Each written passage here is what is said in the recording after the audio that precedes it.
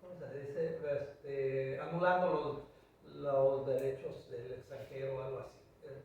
No recuerdo cómo es, pero ellos hacen una carta ante la inmigración que le dice que van a comprar una propiedad en el interior del país y renuncian a todos sus derechos como extranjero. Algo así, no estoy bien enterado. De renuncia de invocación de su potencia. ¿Cómo dijo? De renuncia, es una renuncia de invocación de renuncia de invocación de derechos a su potencia. Por los derechos internacionales, ¿no? Sí. Que no puede, por ejemplo, si le cometen un delito, antes era, si le cometen un delito, pues obviamente también es como México, ¿no? Que si un connacional le cometen un delito en el extranjero, también está cometiendo como si fuera aquí. Entonces, precisamente lo que están haciendo es precisamente eso para evitar que le digan a su potencia que intervenga físicamente sobre sus intereses de un connacional de ellos. Así es, que no entre su embajada. No, su país a meterse porque así fue como fue la guerra contra los franceses, ¿no? De los pasteles. Contra los americanos, exactamente. Ok, bueno, pues esa cláusula o esa modificación posiblemente sí era la correcta, pero como muchos pensamos en la soberanía y la soberanía solamente existe en nuestra mente, o sea, sí hay territorial, sí estamos bajo las leyes de México, pero qué mejor que muchos puedan invertir en México sin restricción alguna. Ya no habría eso del fideicomiso y yo creo que se detonaría bastante la inversión extranjera. Porque, pues, por ejemplo, aquí el compañero que viene en buena fe para saber cuáles son sus derechos, pues él ya estaría invirtiendo de inmediato sin ningún problema del fideicomiso. El fideicomiso, pues, propiamente lo está dando a que entre el banco como un tercero, aunque en inglés se le llame trust, que es de confianza, pero aún así tiene los derechos el banco y no la persona física o la persona moral. En un punto, si es persona moral, él tendría que abrir una empresa como residente y también que la propiedad sea a nombre de la empresa, que podría ser una de las estrategias jurídicas. La otra es no comprar, sino nada más tener el poder sobre esa propiedad, pero para actos de administración, de dominio, de poder usufructuar la propiedad y obtener ese lucro hasta en tanto no revenda la propiedad por medio de otro poder, que es lo que normalmente se puede hacer más rápido, sin tener que meter o incluir a la banca o a una institución financiera para que pueda hacer eso. Y si alguien piensa lo contrario, pues que me lo diga aquí en la caja de comentarios, porque esto va a subir, se va a subir al canal de Luigi Gons Emprendedor, ¿de acuerdo? Para que lo puedan. ¿Escucho? Disculpe, ¿quién le va a dar ese poder a él para poder administrar Los poderes son escrituras públicas de mandato propiamente, como lo dice la ley, pero es para efectos de ser nada más como un administrador de esa propiedad. Las notarías, bueno, el propietario a través de la notaría. Esa sería una estrategia. La otra es que constituyan empresa y la empresa compre la propiedad. Porque comprando a través del fideicomiso, posiblemente esto, muchos detractores me digan que es lo correcto, sí, es lo que dice la ley, pero él no sería propietario. Yo soy propietaria. Sí. Y yo le voy a vender a él claro. la propiedad, sí. Pero para que él no tenga el fideicomiso, no tenga que estar pagando algo con la claro. no tenga la residencia permanente. Yo como propietaria le voy a dar el poder. Sí, claro. Señor. Se puede. Okay. No está restringido a la ley, ¿eh? Es un contrato. ¿Qué riesgos yo conllevo como ser la propietaria y el señor ya va a ser el que administre? Los mismos que una persona que da en arrendamiento, los mismos que una persona que tiene un hotel y da en hospedaje, los mismos que tiene una persona que maneja un contrato virtual a través de Airbnb o HomeAway o Swimply en Canadá o en Estados Unidos, los mismos de cualquier propietario. Usted va a tener ese riesgo por ser la propietaria, pero ¿mande?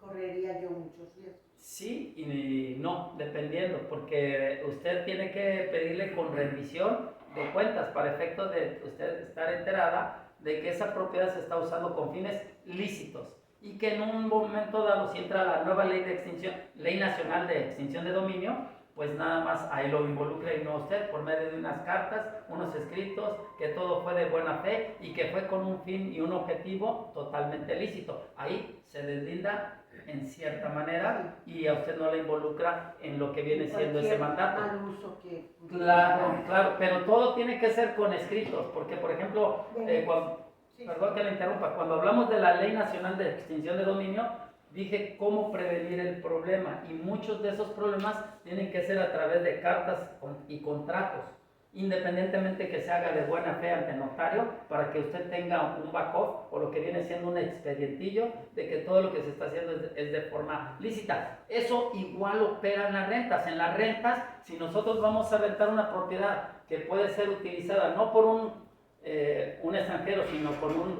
nacional o cualquier persona, puede utilizarse con fines ilícitos, pero si nosotros generamos la buena fe, que es a título de propietario, que se identifica y que se hace un contrato en donde se lleva a cabo ese acto de buena fe y paga sus impuestos y aparte se inscribe en el registro público hasta la misma renta y que tenemos escritos de que él ni siquiera está en Cancún, que por eso nosotros como sus administradores tenemos esa potestad, ya sea con una carta o ya sea con un mandato, pues todo eso saca de la ley de extinción de dominio la propiedad. Si después ellos cambian dentro de este contrato de buena fe la actividad que era lícita a una actividad ilícita, y dentro de lo que es el juicio o sin el juicio, porque en esta ley ya no tiene que existir un juicio, uno prueba y comprueba con documento fehaciente que todo se dio de buena fe, con cartas, con mensajes,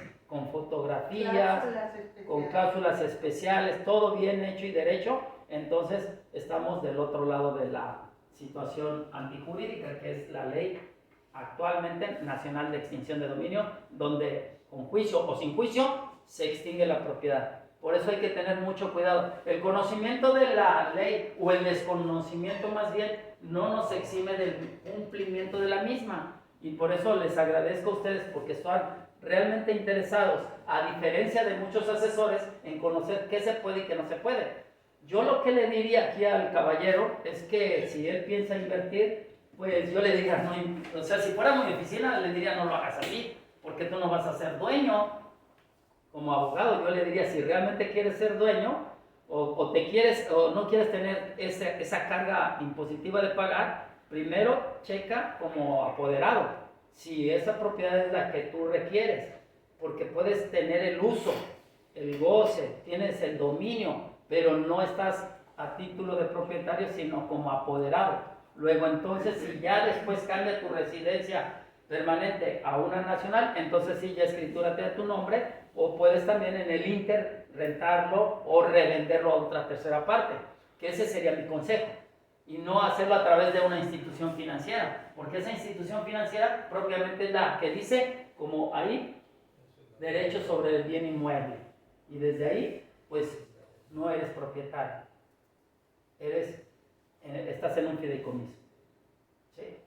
¿Sí aclara la duda ya? Entonces, el poder te da facultades, sí te compromete, pero ese compromiso que tienes, por ejemplo, yo ahorita estoy en una negociación con una persona y le digo, mira, es que si tú me das ese poder, con cláusula especial de esto, con cláusula especial del otro, pero que exista rendimiento de cuentas mensuales, no hay ningún problema. Porque en ese rendimiento de cuentas, si yo no lo ejecuto, entonces yo estoy en la situación ilícita. Pero si yo le doy rendimiento de cuentas como apoderado, administrador, de lo que en un momento dado yo esté negociando, en ese poder, pues yo estoy obligado a. Y si no lo hago, entonces el que estaría fuera de la ley sería yo. ¿Sí me explico? ¿Se puede? Sí se puede. ¿Se debe? Ya es a criterio. Que comentaban, ¿qué tanto se da esa figura? En lugar de dar fideicomiso, sí se da. ¿Qué tanto se da? Sí se está dando. ¿Dónde? Con sus frutos. Sí se está dando, pero por efecto de que, miren, lo que pasa es de que no te lo pueden decir abiertamente como yo lo digo, porque ese es uno de los detalles que yo tengo. Yo hablo muy directo, no le doy vueltas al asunto. Sí se da. El detalle está de que si no tienes la residencia permanente, ni siquiera un contrato de arrendamiento te dejan ya las notarías. El otro es el cambio de la ley que viene en camino. Los poderes o los apoderados van a tener van a tener una restricción ya sea de 3 años o máximo 5 años.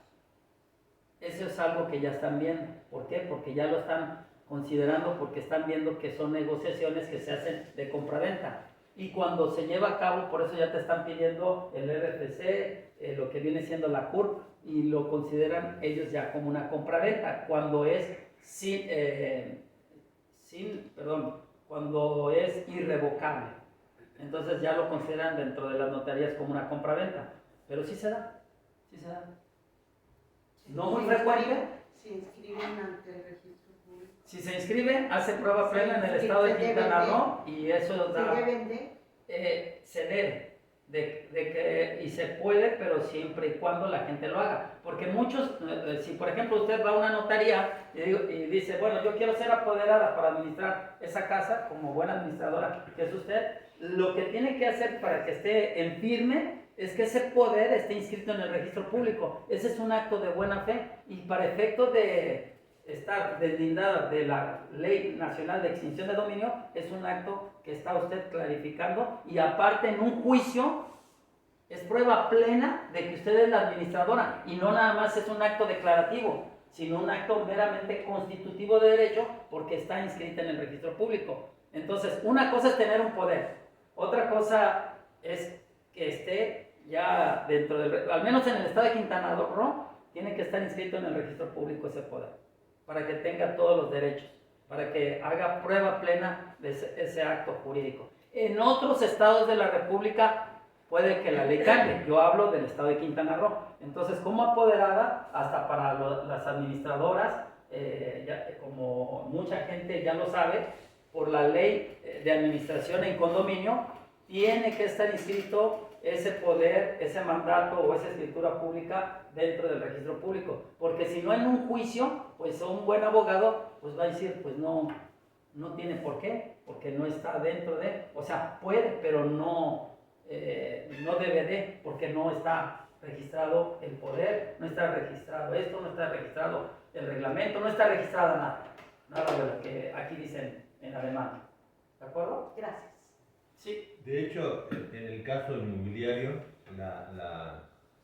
muchas personas, los que se retiran, los jubilados de Estados Unidos, prefieren comprar en San Miguel de Allende, Guanajuato, que en zonas costeras.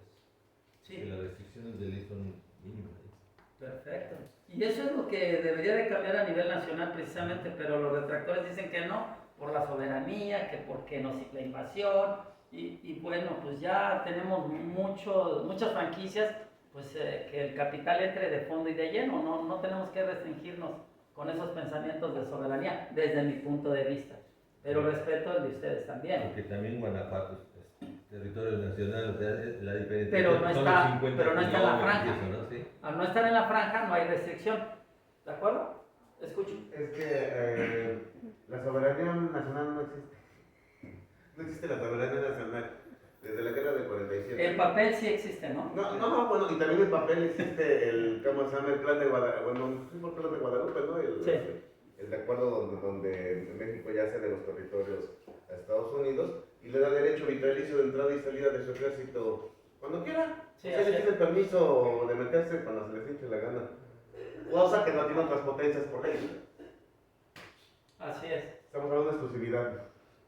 Pero está bien el planteamiento del compañero también, porque en el interior de la República no hay restricción alguna. Aquí nada más es por cuidar la supuesta soberanía. Pero podemos tomarlo como nada más un criterio y empezar a hacer esos cambios, ¿no? Muy bien, entonces hasta aquí vamos bien. 50 años que son renovables. Ya casi estamos terminando. Toda solicitud de permiso de fideicomiso deberá ser resuelta en la Secretaría de Relaciones Exteriores. ¿Sí alcanzan a ver aquí? Sí. Voy a pasarme a este lado. Relaciones Exteriores. Y aquí habla de los 5 días hábiles siguientes a la fecha de su presentación ante la unidad administrativa central competente o dentro de los 30 días hábiles siguientes y si se presenta en la delegación estatal de dicha dependencia, concluidos dichos plazos sin que se emita resolución, se entenderá aprobada la solicitud respectiva. O sea, aquí habla de los 5 y los 30 días. Toda solicitud de permiso de fideicomiso deberá ser resuelta por la Secretaría de Relaciones Exteriores. He escuchado otros youtubers que están en contra de la ley de inversión extranjera, y los entiendo, porque son muy nacionalistas o son muy territoriales.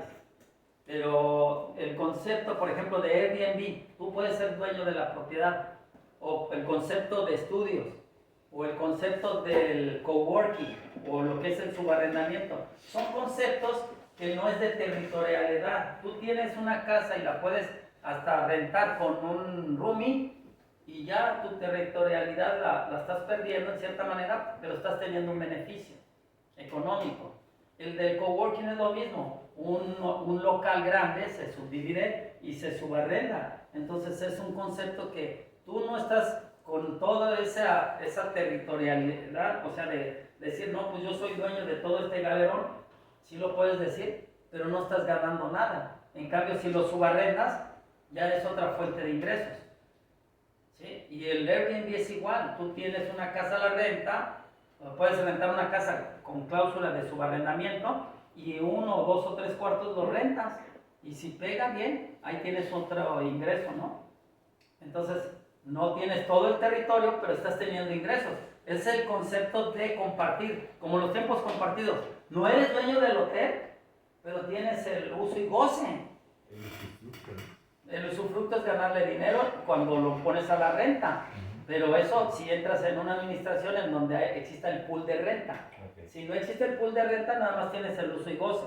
Pero si tienes esa parte de ganarle dinero, es que en esa administradora de ese tiempo compartido te dan el derecho de obtener un lucro en cuanto a las rentas que se lleve a cabo la administradora. ¿Sí me explico? Entonces, por eso comento esto. Ahora, de las sociedades.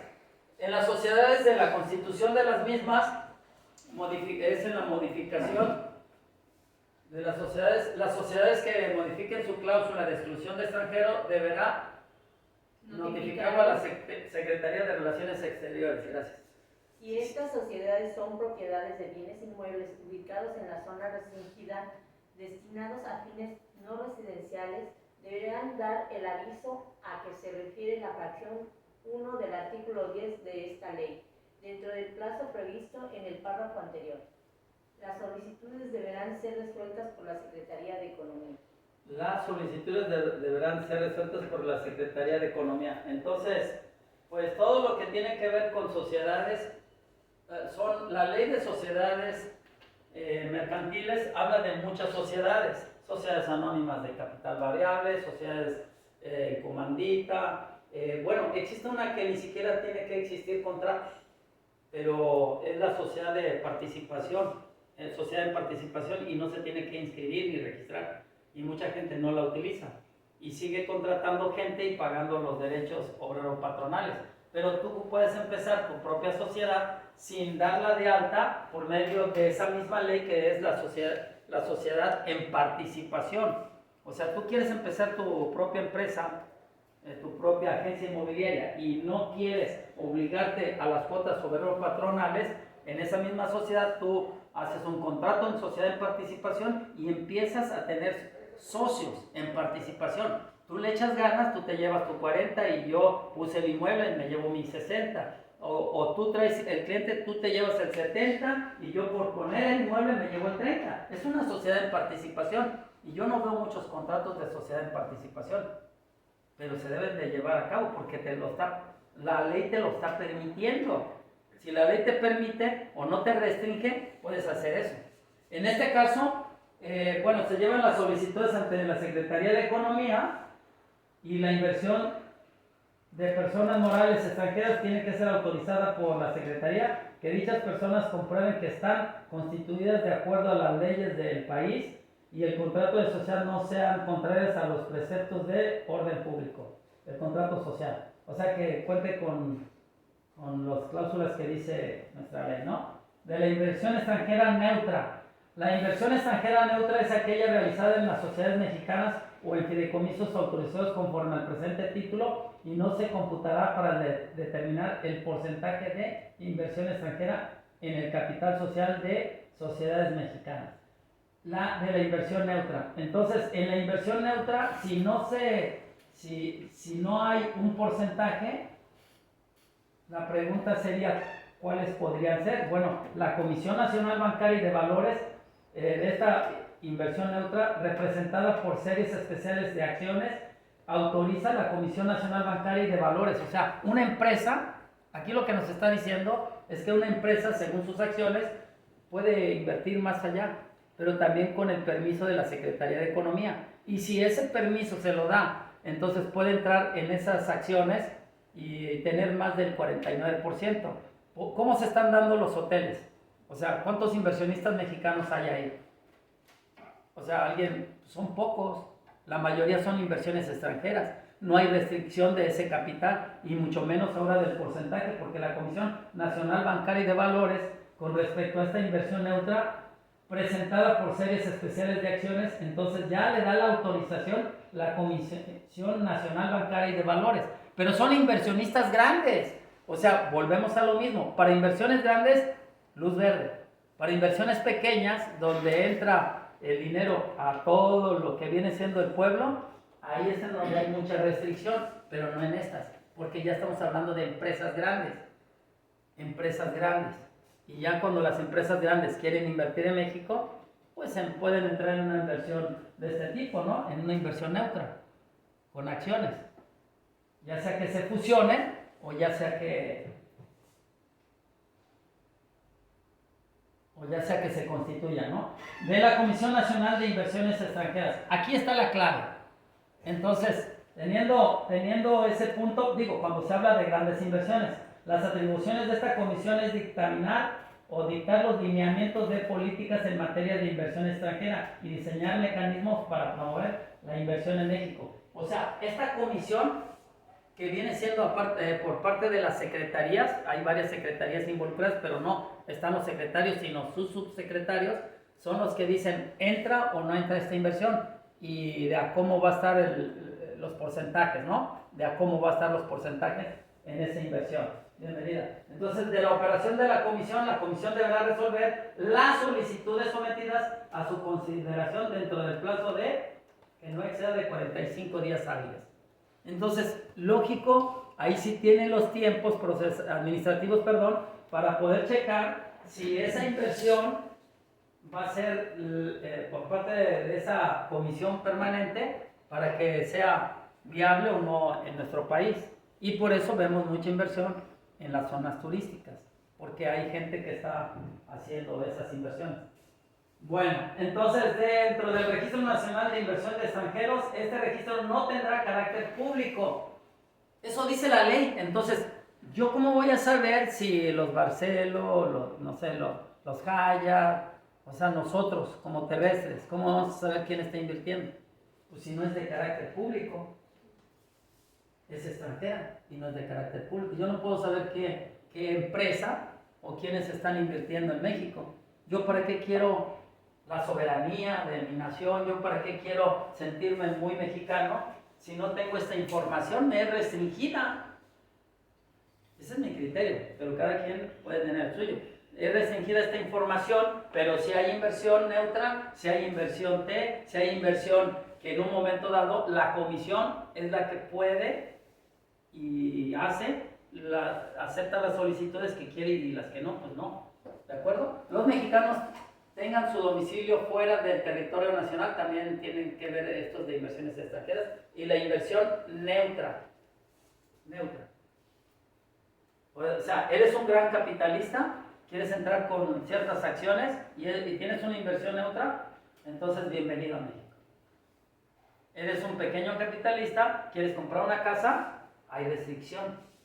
Tienes que entrar a través de un fideicomiso. Pero puedes hacerlo a través de una empresa pequeña que abras o a través de lo que viene siendo un mandato para actos de administración, que esa es la estrategia jurídica. Pero estas empresas no pueden estar inscritas. O sea, bueno, están inscritas pero no es público, Están inscritas pero no es público, no está a la vista de nosotros, por ser una inversión neutra. Entonces, ¿me ayuda, señora, por favor? Quienes realicen habitualmente actos de comercio, los fideicomisos de acciones o partes sociales de bienes inmuebles por inversión neutra, La inscripción 40 días, la inscripción 40 días hábiles. En la constitución, modificación, transformación, fusión, escisión, disolución y liquidación, los fedatarios públicos exigirán a dichas personas, a sus representantes, que les acrediten su inscripción ante el citado registro. Deberán renovar anualmente. Ok, entonces cuando ustedes ven que las empresas hacen las fusiones, las escisiones, o disusiones, o transformaciones, o modificaciones, o hasta las constituciones, entonces es en donde entran estas inversiones neutras. Y entonces, ¿quiénes entran ahí en este juego? La comisión, ni siquiera el banco, ni nosotros como particulares. Entonces el negocio grande se lo lleva la comisión. El verdadero negocio grande no está en manos de los asesores inmobiliarios. Ahí está la comisión. Bueno, ya terminando, las sanciones son las siguientes, que digo, o sea, no me quiero ver... Las sanciones son revocar las autorizaciones otorgadas para actividades, adquisiciones o cualquier otro acto que para su realización requiera resolución favorable. Se impondrá multa de 1,000 a 5,000 salarios. Autorización de secretaría, multa de 500 a 1,000 salarios. Inversión neutra, 100 a 300 salarios. Información incompleta, 30 a 100 salarios. Bueno, esto lo comento para que cuando ustedes contraten el servicio de alguien que les vaya a ayudar en una inversión, pues complete toda la información y no lo hagan nada más así,